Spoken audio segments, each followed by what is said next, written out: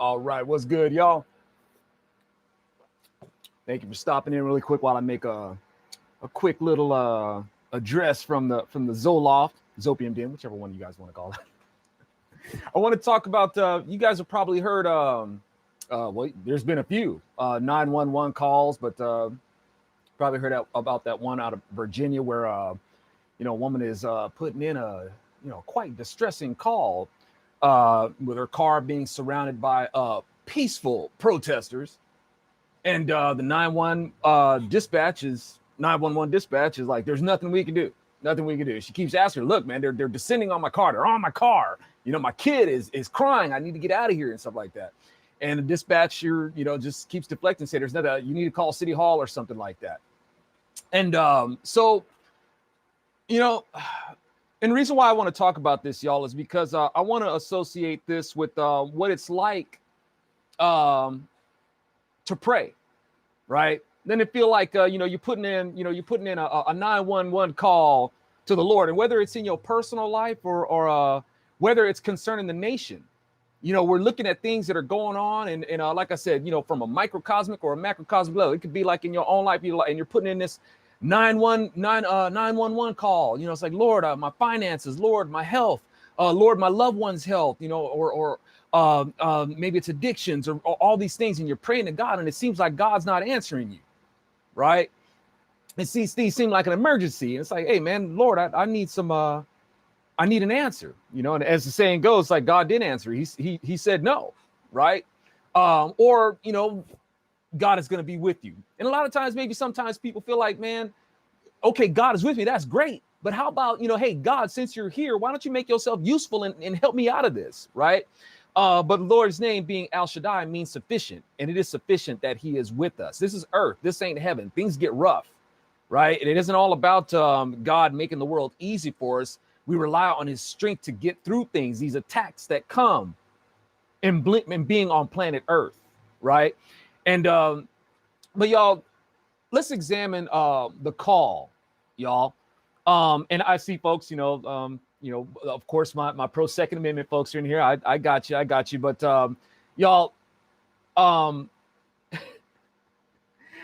that's great and everything, man. But my security is in the Lord, right? Not necessarily in my firearm.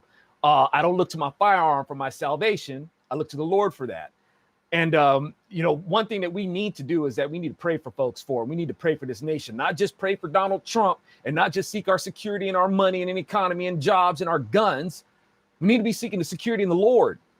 We need to be praying for our enemies. Maybe these people, maybe Trump would have a little bit of an easier time if people wouldn't just be so favorable in praying for him. Maybe we need to pray for our enemies more, right? There's a legion of people coming against this nation and coming against Trump. Maybe if we would pray for them to receive the Lord's peace and truth, and maybe pray for their sanity, maybe this nuttiness wouldn't be coming against us so much. Why don't we try some of that, right? Maybe we wouldn't have to be so ready to pull out our guns if we would pray for people more. How about that? It's like, why is it that we're so ready to say, all right, Mullah, we're going to defend our rights with our guns? How about we start praying a little bit more? Because we sure do need it, y'all. The answer to our problems isn't in our guns.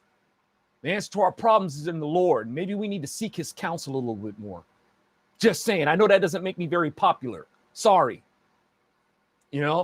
But in putting in these prayers, y'all, I know it seems like, hey, man, maybe God isn't answering us.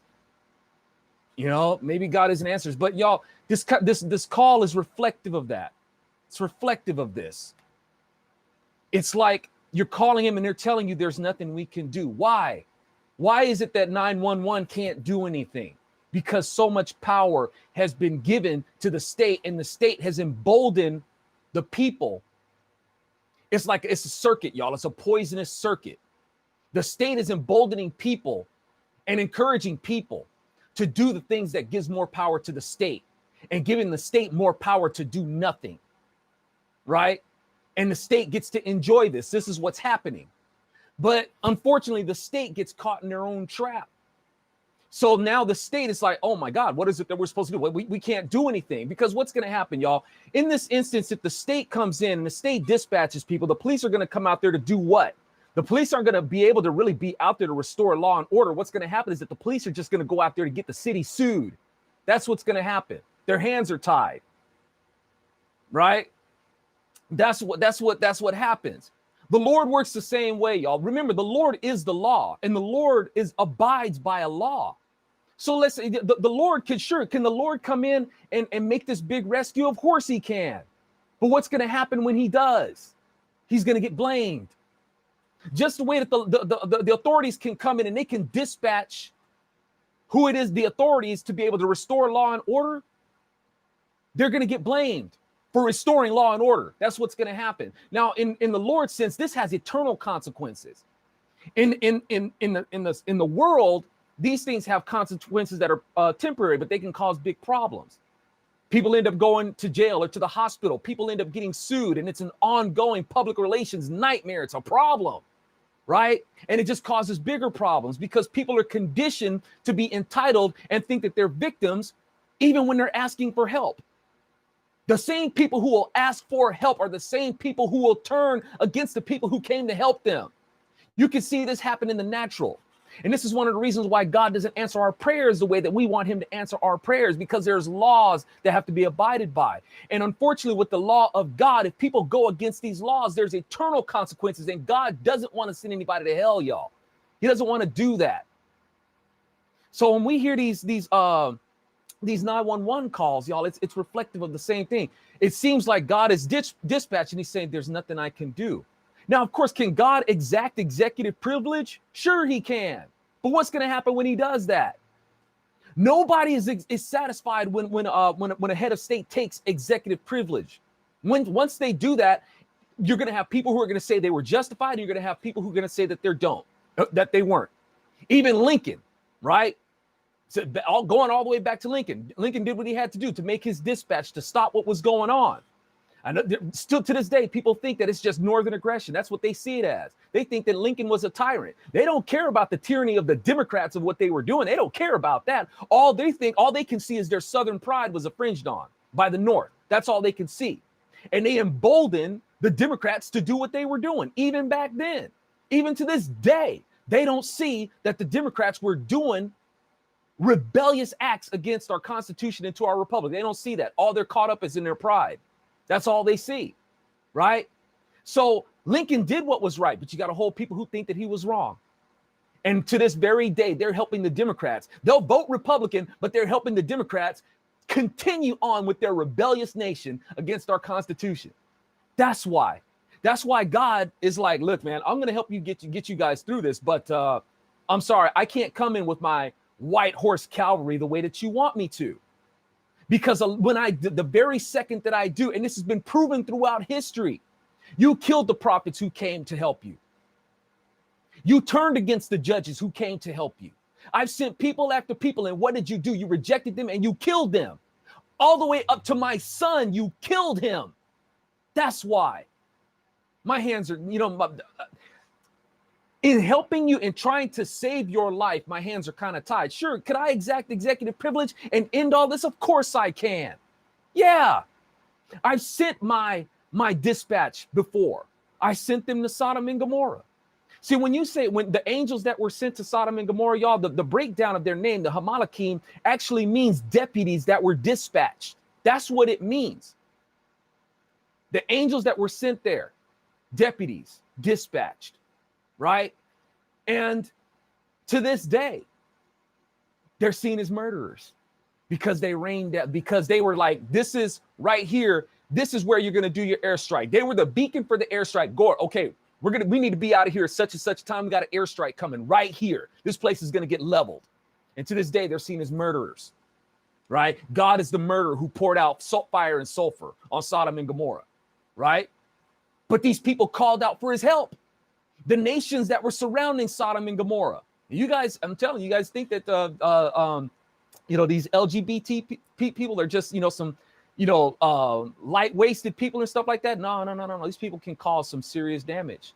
They got BLM behind them and they're doing a whole bunch of damage, aren't they? They got Antifa behind them and they're doing a whole bunch of damage for them, aren't they? Yeah, it's Sodom and Gomorrah all over again.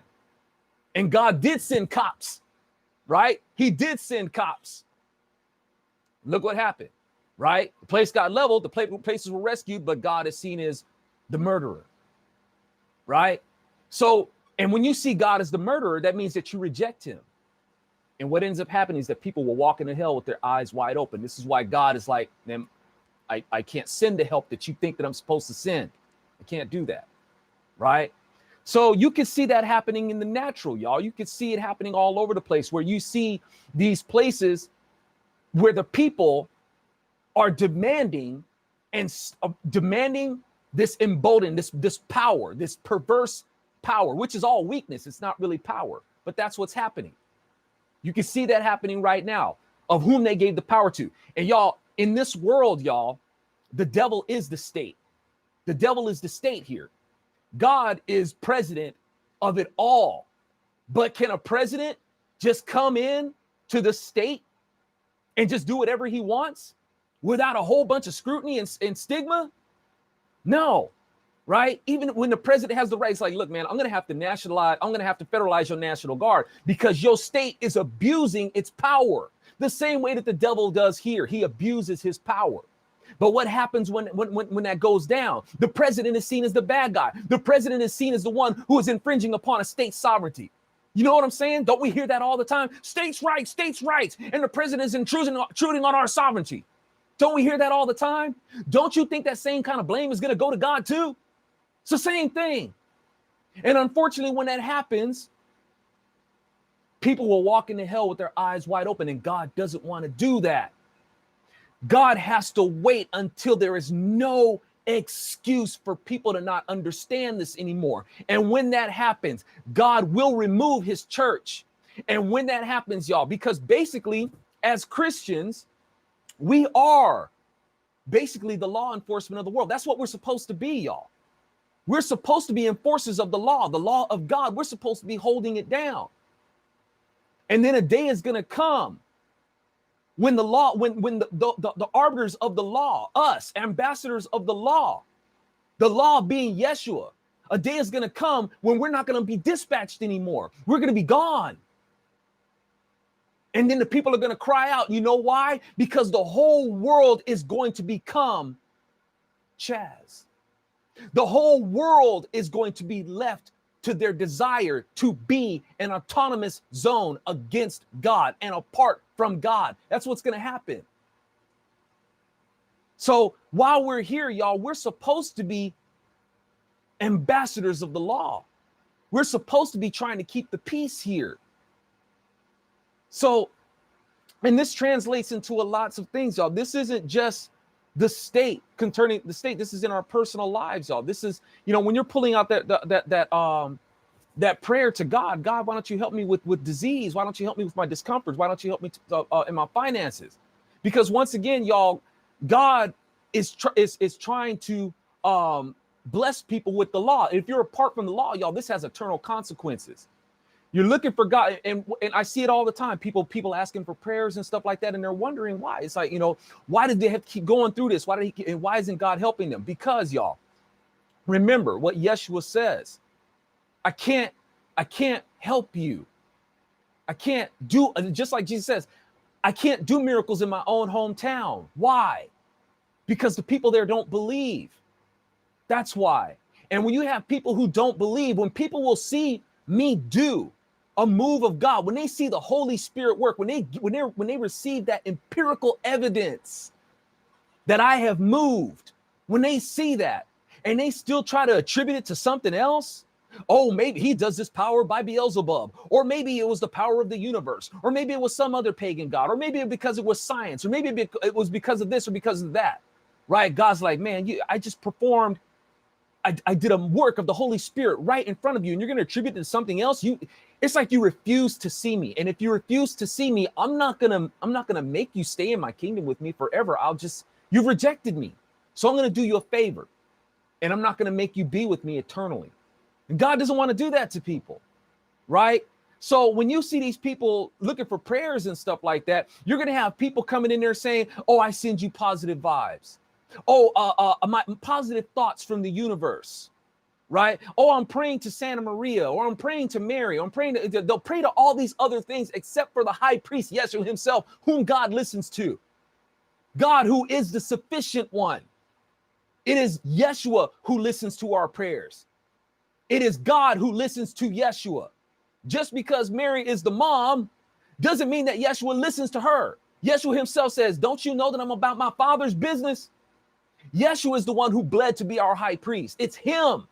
But you're going to have a bunch of people coming in, man, you got to do a whole bunch of scriptural gymnastics to try to make these other things and these saints and all that sort of stuff to be assumed that they're the people that you pray to. Yeshua's like, no, man, I don't play that. That's not what I went to the cross for. Right? And if you're going to pray to all these things and pray to all these people and send these positive vibes and stuff like that and not realize that it was me, sure, I could heal this person. Sure, I could exact executive privilege. I could come in to rescue this person, but you're going to have 10 people who didn't see my hand in it. And that's 10 people who are going to walk into hell with their eyes wide open. That's why. So God himself, who is the law, abides by a law. But at some point, y'all, at some point, God does have to come in and he does have to bring in the Calvary and say there can't be any more of this. It doesn't matter at this point that you think it's wrong. It doesn't matter that you're going to try to blame me. I can't let this ride anymore. That's how it's going to go down. It's going to happen and it'll happen quickly. But this is what I'm saying, y'all. My whole point of this is, we see that it seems like God doesn't answer prayers. And I'm saying, yes, he does. Trust me, he does. But it has to be according, to his timing. This isn't some cop-out answer, y'all. It's for our own good.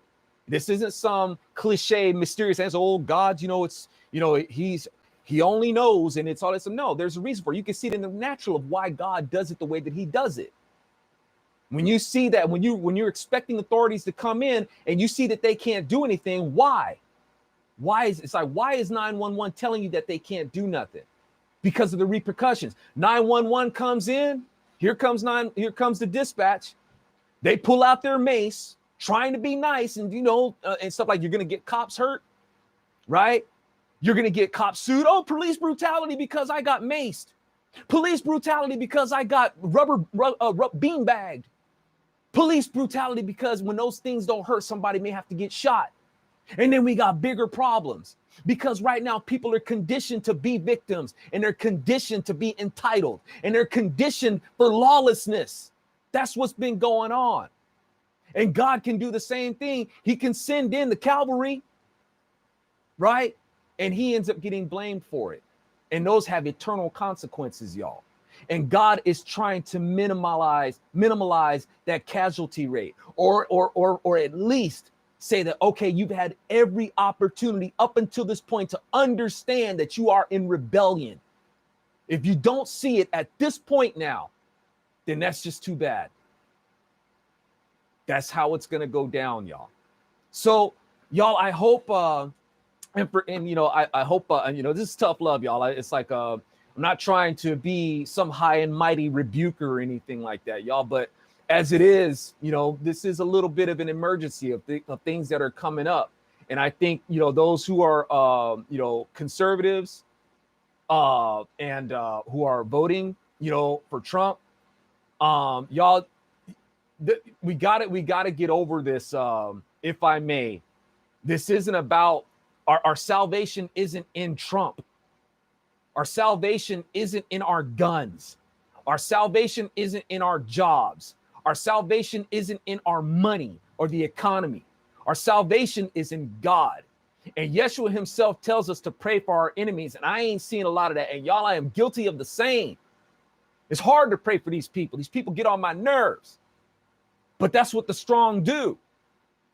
The strong do what is difficult.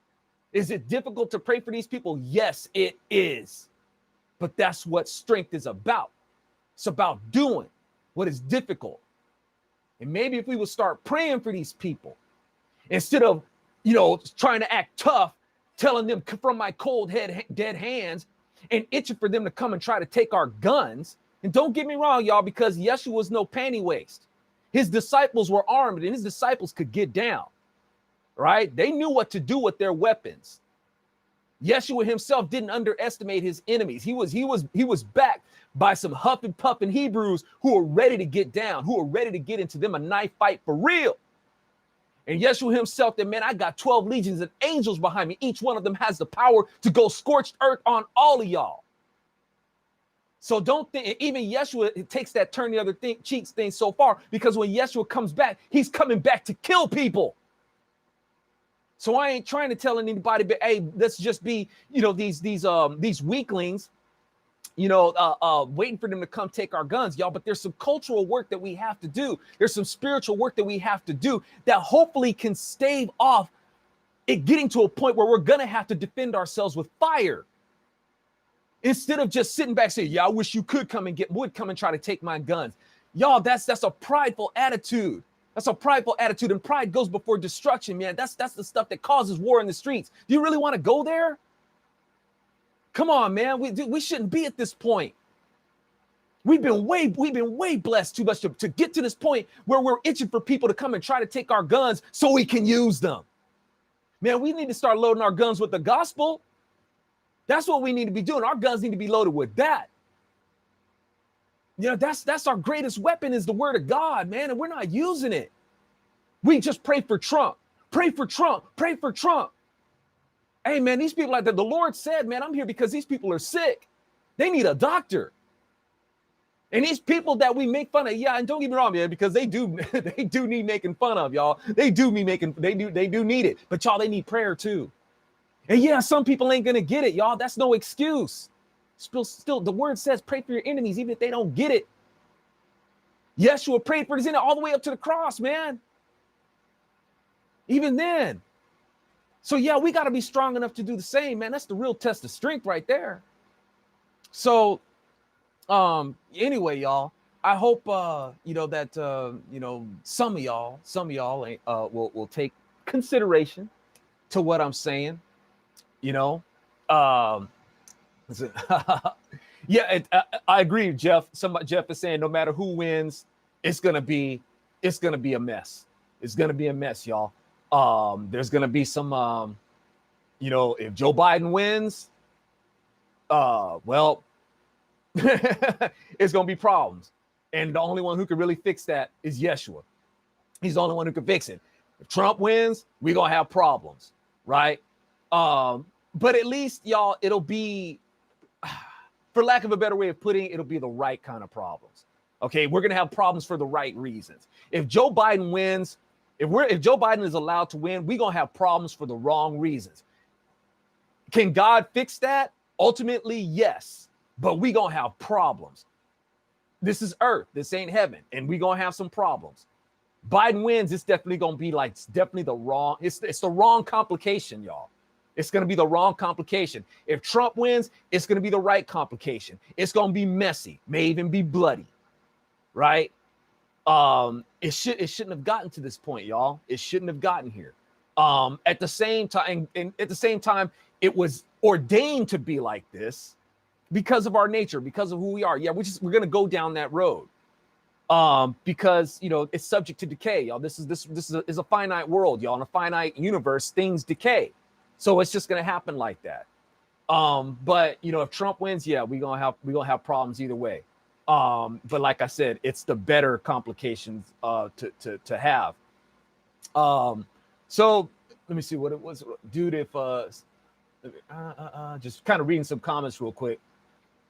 Okay, so Robert says, dude, if in fact the state and the Democrat side is controlled by the forces of Satan, there is no prayer strong enough to help them unless God comes down and executive powers himself into them. I agree with that to an extent. Okay. The word says nothing is impossible for God. The thing is, it's not about God being strong. And forgive me, because that's probably not what you're saying. You're saying prayers. Okay. The prayer isn't so much, please understand, the prayer isn't to save the world. And forgive me if I'm misunderstanding what you're saying, but let me try to get down what you're saying, Robert. It's not about the prayers being strong enough or not to save us from the Democrats or whichever. The thing is, Robert, the world has already been saved. That's the thing about it. Trump can't save America. None of us can save the world. For the simple reason is because it's already been saved. We can't save the world any more than it's already been saved. The problem is people recognizing if they've been saved or not. The problem is people rejecting the salvation is the problem. And what we want to pray for, Robert, is the prayer is for the strength to stay with God. The world is gonna collapse, man. It's gonna collapse. We want to be the ones holding on to the robe of Yeshua to pull us up. That's what we want. We need the Lord's strength to be able to handle that. And when he snatches us up, we got to have the grip strong enough to hold on by his strength. You know what I'm saying? That's what we're looking for. The world, man, is the world is gonna decay, man. It's you know what I'm saying? So I hope I'm not, please forgive me if I'm mischaracterizing what you're saying. There's nothing is impossible for God, right? And for those who want to hang on to God, hey, we'll be sitting pretty. It's gonna get messy around us, right? It's gonna get messy around us, but the Lord, He is our salvation for this. All right, and yeah, but you're right, man. It's you know, the world is gonna do what it's gonna do regardless. But that's no excuse to not stay in prayer. That's no excuse to not be praying for these people. Because because that's what's needed for the strength, man. Trying to do it on our own power, y'all. That's why we're here. That's why we're in this mess. The word says that what the ways that seem right to a man lead to death. The word says lean not on our own understanding, but trust in God. And we're not doing that, right? We just pay lip service to God. We talk about God, family, country, man. We don't really mean that in our heart, man. We don't really mean that in that order. We put country first. God takes a back seat. And that's real, man. That's a real thing. And that's got to stop. I'm telling you, y'all, in our own strength, in our own wisdom, we can't do it. We're making a mess of things. It takes Yeshua. And Yeshua will indeed come back and set the record straight. And you don't want to be on the business end of that. You know, I think I'm, and I'm not just preaching to the choir here, man. I'm on YouTube, and they didn't punish me because they hate what I have to say. So I am definitely speaking in enemy territory. I ain't preaching to no choir, right? I'm thankful that some of y'all are in agreement with me. I appreciate that, man. It's like, I hope you guys did what I'm saying. This tough love talk, but we got to keep it real, man. We can't be relying on these things that we think are going to get us through this. It has to be filtered through the Lord. Do we need strong speech? Yeah, but it's got to be filtered through the Lord. Do we need strong action? Yes, but it's got to be filtered through the Lord. May we have to rely on our firearms at some point? Yes, but it's got to be filtered through the Lord, y'all. If not, you're even in defending your country, man, it could be coming from a heart of murder. Don't do that. Don't go down that road, right?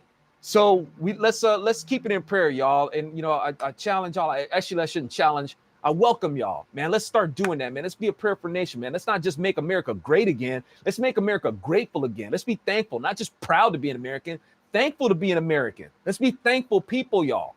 And let's start praying for these nuts. Yes, they're nuts, right? But they need prayers. Prayers that they receive the Lord's peace and truth. If you really want to do Trump and you want to do the nation a favor, start praying for these people, man. Let's show them, man. Let's show them real strength. You want to show the Democrats some real strength? Show that you're strong enough to pray for them, right? All right, y'all. Enough of my rambling. Thank you guys for hanging out with me for a second. And I hope what I said is worth considering.